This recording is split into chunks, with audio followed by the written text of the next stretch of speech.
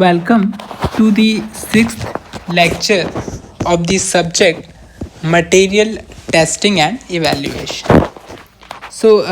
Let's see what we have done in the last class. Basically, in the last class, we talked about the experiment on the cement, in which we talked about three experiments. First was the standard consistency of cement, okay, which we carried out using Wicket apparatus, okay, and what was the value of consistency? It was 30%. सो थोड़ा याद रखेंगे कि generally जो consistency आती है 30% के आसपास आती है. It may be 31%, it may be 32%, it may be 29%, depending on the cement कि कौन सी कंपनी किस तरीके का सीमेंट बनाती है. हालांकि अगर वो बताते भी हैं कि हमारे सीमेंट की कंसिस्टेंसी ये है, फिर भी as a engineer we have to verify, है ना. तो एग्ज़ाम में एक रफ वैल्यू याद रखने के लिए आप 30% याद रख सकते हैं.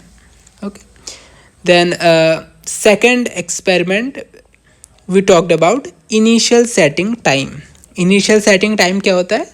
वो टाइम जब हम पानी ऐड करते हैं तब से स्टार्ट करके वो टाइम जब सीमेंट एक शेप लेना शुरू कर देता है ना, वो पेस्ट से सॉलिड की तरह बनना शुरू करता है, वो क्या है आपका इनिशियल सेटिंग टाइम, है ना. और पानी ऐड करने से फाइनल जो सेट हो जाता है वो क्या होता है? Final setting time. अपना शेप पूरी तरीके से बना लेता है ना. एक बार वो जब सेट हो जाता है उसके बाद क्या होता है? सीमेंट में हाइड्रेशन होता है ना. हाइड्रेशन होता है और वो शेप फिर स्ट्रेंथ गेन करने लगता है. वो क्या होता है? मजबूत होने लगता है. पहले शेप गेन करेगा, पहले सेट होगा, है ना, पहले उसमें सेटिंग होगी, फिर क्या होगी? उसमें हार्डनिंग होगी, है ना. तो पहले इनिशियल सेटिंग टाइम हम निकाल लिया है हमने, फिर फाइनल सेटिंग टाइम निकाल लिया है. यहाँ पे भी आप ध्यान देंगे जनरली 30 मिनट होता है ना. एक्चुअल में हर सीमेंट टू सीमेंट वेरी करता है, लेकिन एग्ज़ाम पॉइंट ऑफ व्यू से आपको 30 मिनट याद रखना चाहिए. Similarly exam point of view से आपको फाइनल सेटिंग टाइम भी 24 याद रखना चाहिए. अगर आपको ऑब्जेक्टिव में इस तरीके के ऑप्शन आते हैं 22, 18, 20, है ना, तो आप 24 के क्लोजेस्ट वाला ऑप्शन को टिक करिए. अगर 24 ऑप्शन में है तब तो बहुत अच्छी बात है, अगर नहीं है तो 24 के आसपास का जो ऑप्शन हो उसको आप टिक कर सकते हैं. ओके, सो ये हमने लास्ट क्लास में पढ़ा था, है ना. देन वापस आते हैं आज के लेक्चर में. आज हम जो पढ़ने वाले हैं ये हम टाइप्स पढ़ने वाले हैं. सो टाइप्स ऑफ सीमेंट. ओके, कितने टाइप के सीमेंट होते हैं? तो एक्चुअल में बहुत टाइप के सीमेंट हो सकते हैं. सो फर्स्ट जो हम बात करेंगे that is called OPC. Okay, this is called OPC. What okay,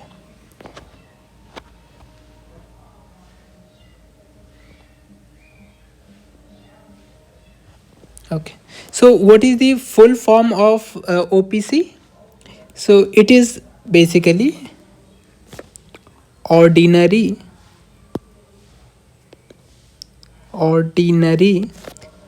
Portland cement. Ordinary Portland cement. So ये आपका जो सिंपल सीमेंट होता है जो अभी तक आप देखते आए हैं, इस सीमेंट को ही क्या बोलते हैं आप? ऑर्डिनरी पोर्टलैंड सीमेंट बोलते हैं. जो सीमेंट है जनरली ग्रेड्स में बिकते हैं, है ना. ये जो बिकते हैं ये ग्रेड्स में बिकते हैं. तो ये कौन से ग्रेड में आते हैं? तो अगर आप देखेंगे तो ये इस तरीके से आते हैं 33 ग्रेड, और 43 ग्रेड, है ना। आप सीमेंट बैग अगर आपके आसपास हो तो आप उस पर देखेंगे ग्रेड उस पर लिखा हुआ होता है ना। ये क्या होता है आपका 55 ग्रेड। क्या मतलब है इस ग्रेड का, है ना। इस ग्रेड का मतलब क्या है, इसका मतलब ये है कि ये जो 33 है, 33 इज़ बेसिकली 33 का मतलब होता है कि 33 MPa, है ना, mega pascal. It is the compressive strength of cement, compressive strength of cement. Cement की स्ट्रेंथ होती है ये, है ना, कंप्रेसिव स्ट्रेंथ होती है। तो एक्चुअल में ये ग्रेड्स में आते हैं। 43 का मतलब कितना है, 43 मेगा पास्कल। 55 का मतलब क्या है, 55 मेगा पास्कल। मेगा पास्कल आप समझते हैं ना कि 1 न्यूटन पर mm पर मीटर स्क्वायर को आप क्या बोलते हैं, पास्कल बोलते हैं, है ना। और इसी को अगर आप न्यूटन पर mm स्क्वायर लिखेंगे तो ये एक्चुअल में 10⁶ जब होगा, है ना। इसको अगर आप मेगा पास्कल में कन्वर्ट करेंगे तो ये एक्चुअल में मेगा पास्कल होता है, मेगा पास्कल। ये किस तरीके से आ रहा है कि 1 मेगा पास्कल जो होता है वो 10⁶ पास्कल के बराबर होता है। हाँ, तो उसको कन्वर्ट करेंगे तो आपको ये वाला रिजल्ट मिल जाएगा, है ना। तो ये आप याद रख सकते हैं। तो ये क्या होता है, जो सिंपल हम सीमेंट की अभी तक बात कर रहे हैं वही क्या होता है आपका OPC सीमेंट होता है ना। तो इवन आप अगर ध्यान देंगे तो ये जो वैल्यूज़ हैं, ये जो वैल्यूज़ हैं ये OPC सीमेंट के लिए है ना, फॉर OPC, है ना। OPC टाइप सीमेंट के सारी वैल्यूज OPC की ही बात कर रहे हैं हम। तो ये simple cements are called OPC cement, okay. और किस टाइप के सीमेंट हो सकते हैं, सो वी कॉल देम, एक और एक्स है आपका क्या, rapid hardening, rapid hardening cement.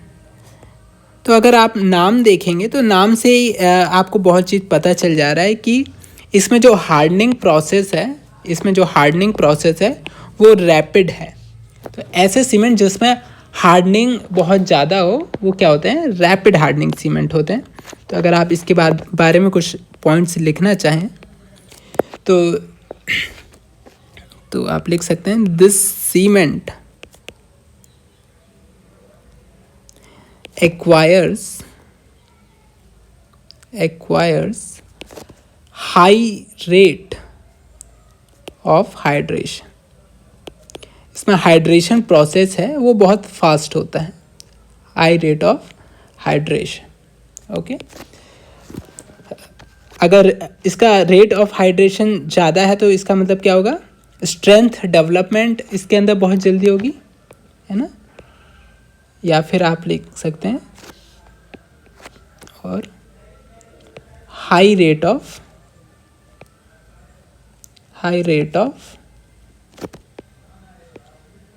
Strength development, okay. तो इसमें काफ़ी जल्दी होती है ना। तो अगर आप इसको कंपेयर करें, है ना, तो अगर आप कंपेयर करें तो जो आपका OPC सीमेंट है, जो आपका OPC सीमेंट है 7 डेज में जितना स्ट्रॉन्ग होता है, रैपिड हार्डनिंग 3 डेज में ही हो जाता है ना। तो यहाँ पे आप पॉइंट लिख लेंगे, this cement achieves strength at age of 3 days equivalent equivalent to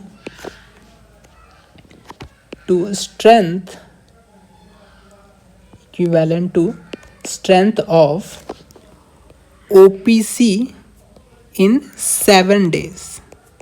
तो हालांकि ये भी क्या है, एक रफ वैल्यू है ना, रफ वैल्यू, ऐसा नहीं कि exactly 7 day, it may be 6.5, it may be 7.5, है ना, बट रफ कंपैरिजन है ये, है ना। तो इस तरीके से आप याद रख सकते हैं, है ना। और क्या इसकी खास बात है, अगर ये रैपिड हार्डनिंग है ना, ये रैपिड हार्डनिंग है, इसका मतलब ये है कि ये रैपिड हार्डनिंग आप कैसे प्रिपेयर करेंगे। तो अगर आप पीछे अपने नोट्स पलट के देखेंगे तो वहाँ पे C3S और C2S 2 इंग्रेडिएंट होते थे आपके बोक कंपाउंड्स। जो C3S था ये 28 डेज में स्ट्रेंथ दे देता है, और ये क्या होता है, आपको लेट स्ट्रेंथ देता है, लेट स्ट्रेंथ देता है ना। और ये क्या है, आपको अर्ली स्ट्रेंथ देता है, जल्दी स्ट्रेंथ देता है ना। ये क्या है, आपको जल्दी स्ट्रेंथ देता है। इसका मतलब क्या है कि अगर आपको रैपिड हार्डनिंग करवाना है, जल्दी स्ट्रेंथ चाहिए, तो आपको क्या चाहिए, ये वाला क्वांटिटी ज़्यादा चाहिए, है ना। तो रैपिड हार्डनिंग सीमेंट बना जब आप मैन्युफैक्चर करेंगे तो उसमें C3S की क्वांटिटी क्या होनी चाहिए, ज़्यादा होनी चाहिए, है ना। तो next point is the early strength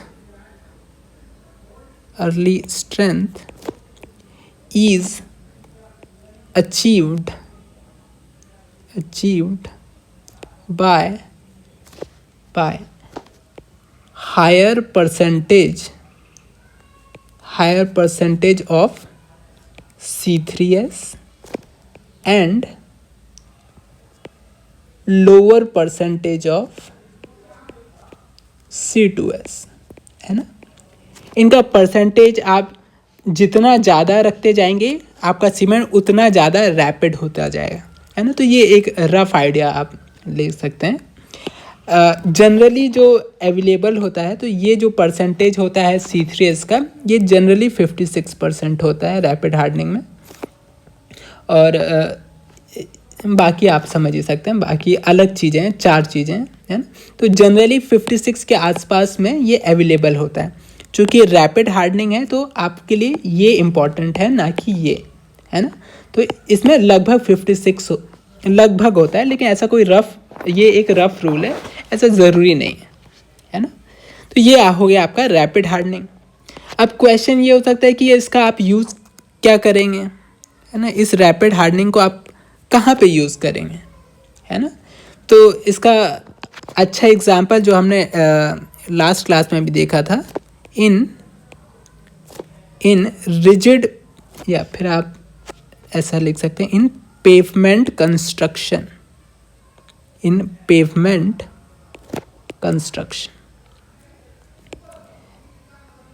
pavement का क्या मतलब होता है, पेवमेंट का मतलब होता है कि रोड, जब आप रोड बनाते हैं तो आपको जल्दी से ट्रैफिक के लिए खोलना होता है रोड को। तो ऐसे में आप चाहते हैं कि आपका जो सीमेंट है ना, वो जल्दी से हार्ड हो जाए, जल्दी से उसमें स्ट्रेंथ आ जाए, इसलिए आप ऐसी जगह पे क्या यूज़ करते हैं, रैपिड हार्डनिंग सीमेंट यूज़ करते हैं, है ना।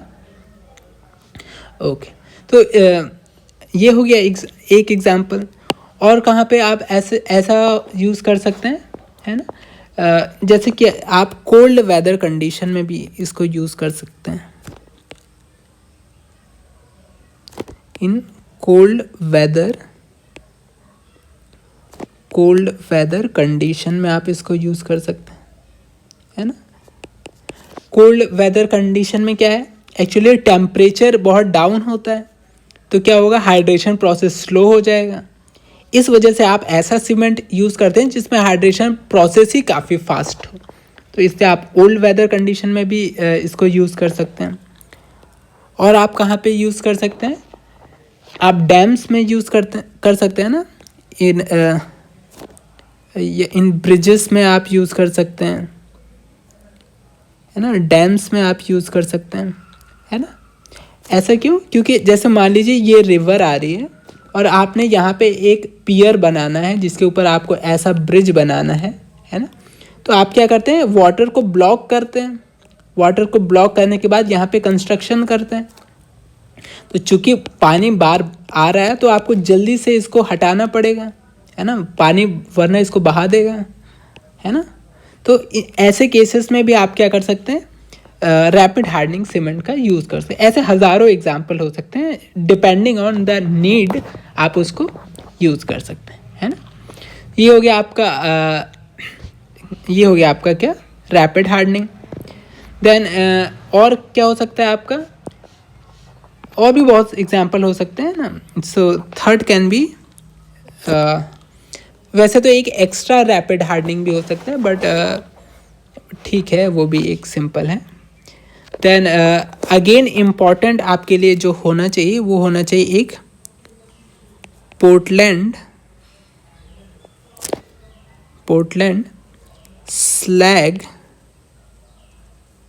Slag cement. ये आजकल काफ़ी पॉपुलर टाइप का सीमेंट है ना।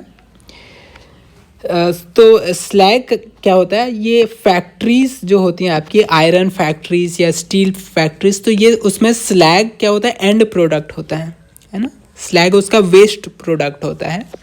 तो ये जो सीमेंट होता है पोर्टलैंड स्लैग सीमेंट, है ना, पोर्टलैंड स्लैग सीमेंट, ये क्या होता है, इसी वेस्ट का यूज़ करके बनाया जाता है ना। तो यहाँ पे मैं लिख देता हूँ, it is manufactured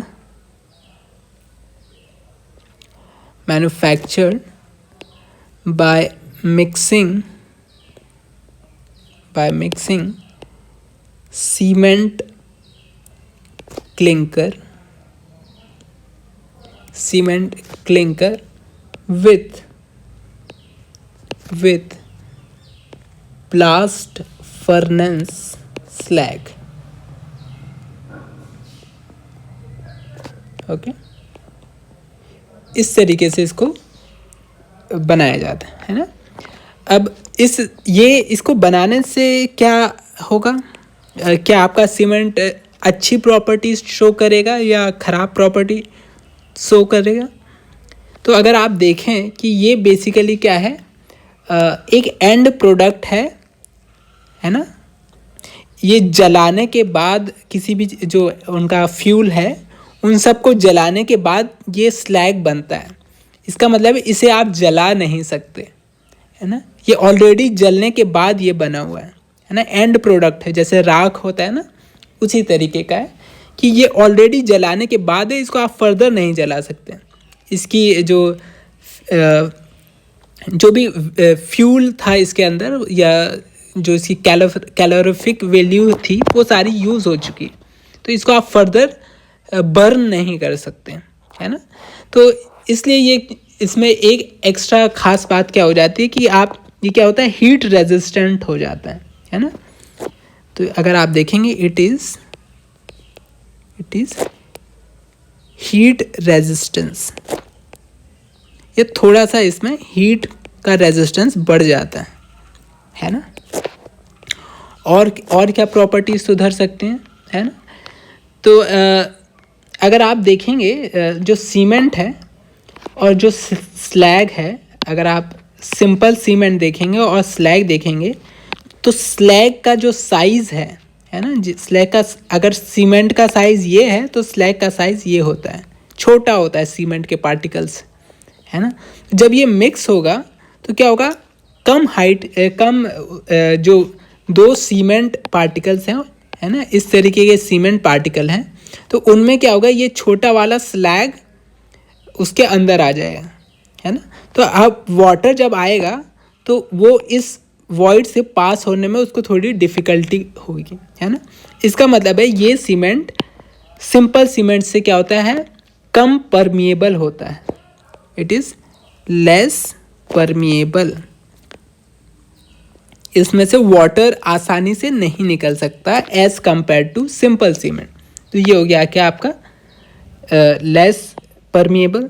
थर्ड क्या है, चूँकि ये एक वेस्ट प्रोडक्ट से बना हुआ है तो इसका क्या है, इट इज़ चीपर, सस्ता है ये, क्योंकि वेस्ट प्रोडक्ट से बना है, साथ में वेस्ट प्रोडक्ट को यूज़ भी कर रहा है, इसलिए क्या है ये सस्टेनेबल भी है ना। वेस्ट प्रोडक्ट को काम की चीज़ों में यूज़ कर रहा है, इसलिए क्या है सस्टेनेबल भी है ना। देन और क्या इसकी खास बात है, ये सल्फर अटैक को भी थोड़ा कम करता है ना। तो इट इज़ क्या करता है, इंक्रीजेस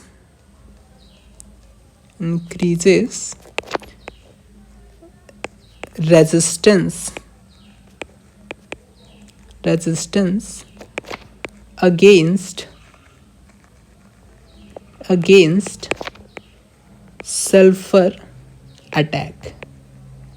क्यों सल्फर अटैक के खिलाफ रेजिस्टेंस बढ़ा देता है, तो बहुत सिंपल सी बात है।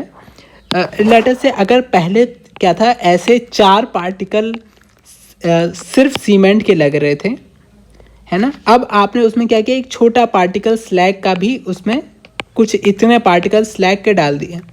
इसका मतलब है कुछ सीमेंट का जो बड़ा पार्टिकल था वो गायब हो जाएगा, है ना। अगर आप एक फिक्स ब्लॉक में देखो, अगर पहले इतने सीमेंट पार्टिकल थे बड़े वाले, है ना, और सेकंड वाले में क्या देखो, इसमें आपने छोटे छोटे ये भी डाल दिए, है ना।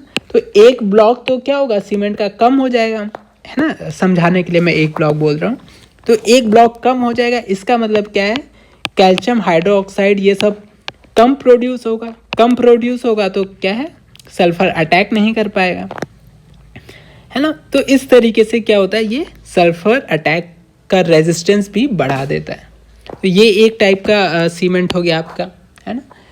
Then other very important is, ये काफ़ी इम्पॉर्टेंट है और इससे बहुत फेमस नाम है, this is called Portland pozzolana cement. ये काफ़ी इम्पॉर्टेंट है और बहुत बार डिस्कशन में भी आता है ना। तो पहले तो पता होना चाहिए पोज़ोलाना का क्या मतलब है। अगर आप पोज़ोलाना का मतलब समझ गए तो आपका काम हो जाएगा। तो पोज़ोलाना बेसिकली क्या होता है, जो स्लैग होता था, ये पर्टिकुलरली क्या है एंड प्रोडक्ट है ना, एक फिक्स चीज़ है। पोज़ोलाना वैसे ही मटेरियल्स को कहा जाता है ना, वैसे ही मटेरियल को कहा जाता है जो सीमेंट से छोटे साइज़ के होते हैं, है ना। तो अगर आप इसके बारे में कुछ लिखना चाहें तो ये pozzolana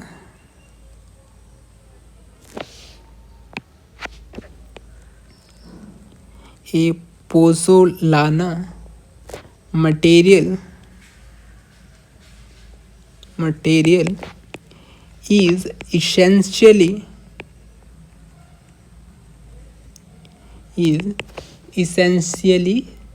siliceous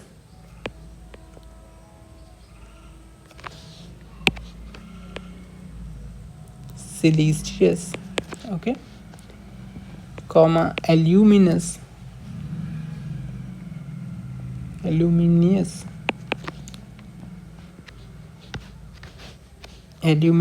compound which do not have its own binding slash cementing properties, but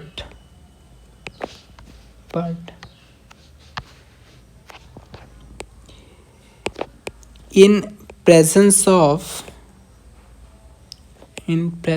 of water it reacts it reacts with calcium hydroxide released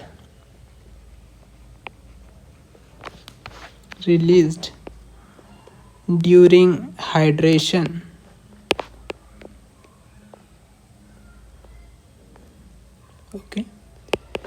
hydration process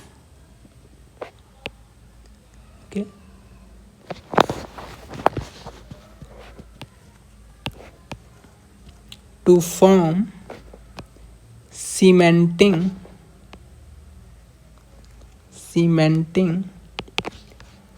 material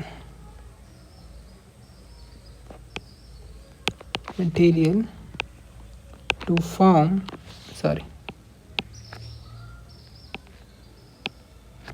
cementing material CSH gel. क्या मतलब है इसका कि जो आपके pozzolana material होते हैं उनकी अपनी which do not have its own cementing property. कहने का मतलब ये इनमें इनकी खुद की बाइंडिंग प्रॉपर्टी नहीं होती है, लेकिन अगर आप इसको सीमेंट के साथ मिक्स कर दो, है ना, तो क्या होता है जब सीमेंट में हाइड्रेशन होता है तो वहाँ पे एक प्रोडक्ट क्या बनता है, कैल्शियम हाइड्रोक्साइड। तो जब ये वाटर के कांटेक्ट में आता है, ये पोज़ोलाना मटेरियल इस चीज़ के कांटेक्ट में आता है, तो क्या करता है खुद क्या होता है सीमेंटिंग मटेरियल प्रोड्यूस कर देता है, खुद CSH जेल बना देता है। अगर आप सिंपल पोज़ोलाना मटेरियल यूज़ करोगे तो वो खुद उसकी खुद की कोई प्रॉपर्टी नहीं है, लेकिन अगर आप उसको सीमेंट के अंदर डाल दोगे और फिर उसको हाइड्रेशन होने दोगे तब वो पोज़ोलाना मटेरियल इस पर्टिकुलर चीज़ से रिएक्ट करके आपको क्या दे देगा, CSH जेल देगा। तो इसलिए पोज़ोलाना जो मटेरियल है ये बहुत ही इम्पॉर्टेंट है ना। तो क्या क्या होते हैं आपके पोज़ोलाना मटेरियल, तो अगर आप उनका नाम लिखना चाहें तो एक्चुअली पोज़ोलाना बहुत टाइप के मटेरियल होते हैं, है ना। जैसे एग्जांपल है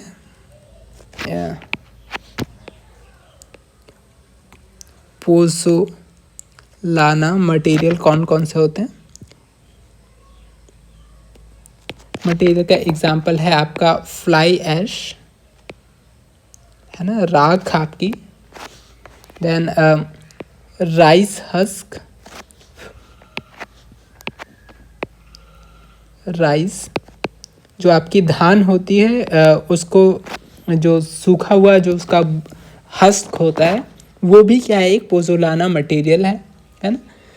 तो ये एक दो एग्जांपल हैं जो काफ़ी फेमस हैं, इसके अलावा भी बहुत सारे पोज़ोलाना मटेरियल है ना। तो ये क्या होते हैं आपके पोज़ोलानिक सीमेंट होता है। इसको जनरली रिप्रेजेंट करते हैं आप किससे,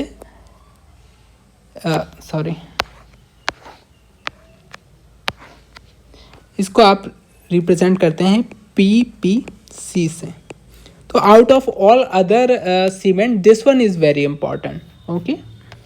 तो ये आपके लिए क्या हो गया, चौथे टाइप का सीमेंट हो गया, है ना। और किस टाइप के हो सकते हैं, पांचवें टाइप का हो सकता है आपका low heat cement. Low heat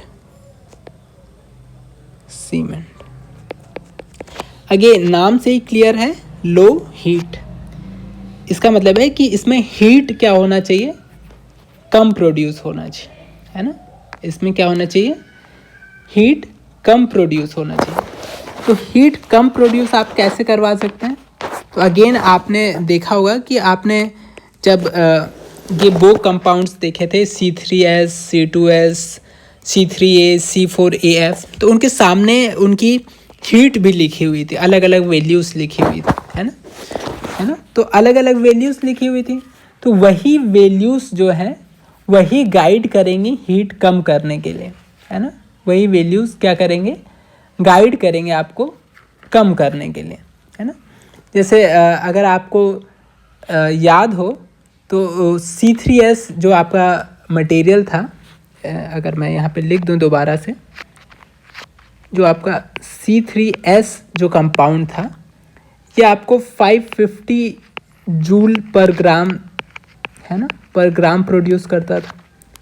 जो आपका C2S था, है ना, जो आपका C2S कंपाउंड था, ये आपके लिए 260 जूल प्रोड्यूस करता था। ओके, देन अदर और भी वो चार C3A था आपका, है ना, जल्दी से लिख देते हैं। सो ये 865 जूल पर ग्राम था। सिमिलरली आपका एक C4AF था, है ना, इसकी वैल्यू तो बड़ी अच्छी है, 420 है जूल पर ग्राम। तो ये इस तरीके से ये प्रोड्यूस करते थे 1 ग्राम में, इतनी हीट प्रोड्यूस करते थे। तो अगर आपको लो हीट सीमेंट प्रोड्यूस करना है ना, अगर आपको लो हीट सीमेंट प्रोड्यूस करना है, इसका क्या मतलब है, आपको ऐसे कंपोजिशन रखना पड़ेगा, ऐसा परसेंटेज रखना पड़ेगा जिससे हीट कम से कम प्रोड्यूस हो, है ना। तो यहाँ पे आप देखेंगे कि एक ये कंपाउंड ज़्यादा प्रोड्यूस कर रहा है, एक आपका ये कंपाउंड ज़्यादा प्रोड्यूस कर रहा है। तो हम 2 कंपाउंड को टारगेट करते हैं, है ना। तो हम क्या करते हैं, इन 2 कंपाउंड का प्रोपोर्शन कम करते हैं। So it is produced by reducing C3S and C3A percentage, है ना। इनका परसेंटेज आप कम कर देंगे तो क्या होगा, इसमें ज़्यादा हीट है, इसमें ज़्यादा हीट है, तो दोनों का परसेंटेज कम कर दीजिए तो क्या होगा, हीट कम प्रोड्यूस होगी। सिंपल सा लॉजिक है ना। तो इसी सीमेंट को आप बोलने लगते हैं कि भैया इसको हम बोलेंगे लो हीट सीमेंट, है ना। अब चूंकि अगर आप यहाँ पे क्या करेंगे, C3S को क्या कर देंगे, कम कर देंगे, तो इसका एक इफ़ेक्ट ये भी होगा कि इसमें अर्ली हार्डनिंग या अर्ली स्ट्रेंथनिंग कम हो जाएगी, है ना। तो ये भी इम्पॉर्टेंट पॉइंट है कि इसमें क्या होगा, rate of development of strength is slow. C3S की क्वांटिटी क्या है, आपने कम कर दी है, तो उसमें क्या होगा, स्ट्रेंथ जो डेवलप होती है वो भी धीरे धीरे होने लगेगी, स्लो हो जाएगी, है ना। अगर आप इसके यूज़ पे देखें कि इसको आप कहाँ पे यूज़ करते हैं, तो इसका एक बहुत ज़रूरी पॉइंट है, this is called mass concreting. Mass concreting का मतलब है ऐसी जगह जहाँ पे आपको बहुत सारा कॉन्क्रीट डालना है ना, उसको आप क्या बोलते हैं, मास कॉन्क्रीटिंग। तो इसके एग्जांपल क्या है, आपके डैम्स हैं, डैम्स में बहुत सारा कॉन्क्रीट एक जगह ही होता है ना।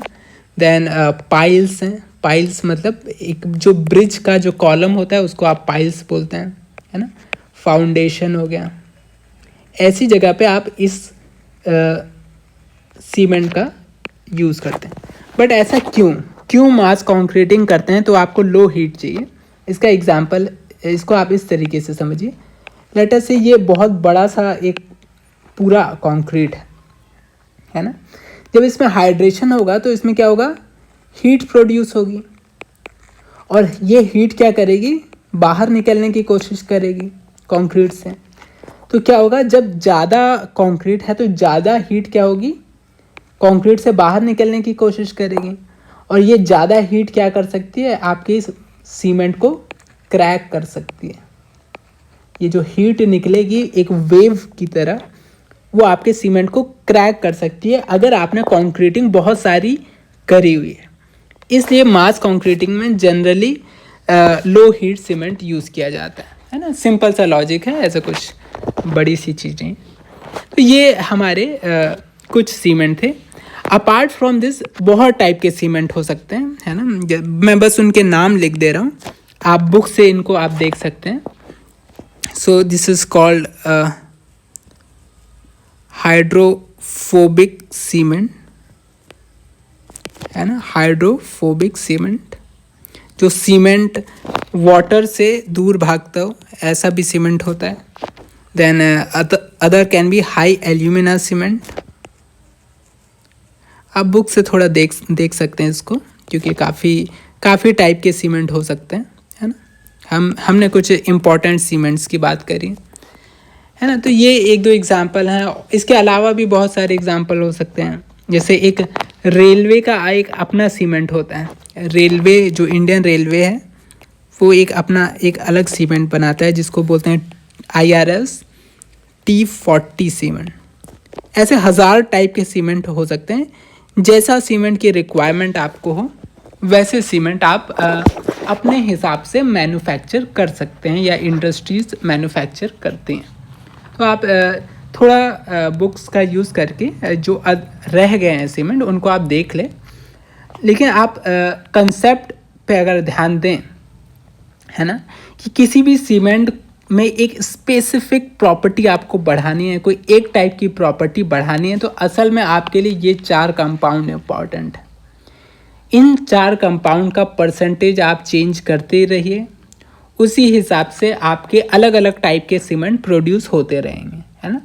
तो जनरली सीमेंट में ये फिक्स होता है ना, जो आप घर पे यूज़ करते होंगे, वो सिंपल सीमेंट होता है, ऑर्डिनरी पोर्टलैंड सीमेंट होता है, OPC सीमेंट होता है।